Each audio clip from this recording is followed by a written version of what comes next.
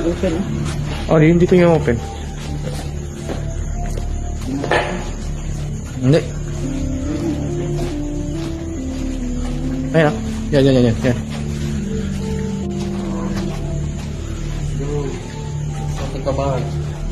So, ano sa trapo? Exotic bar ito ba?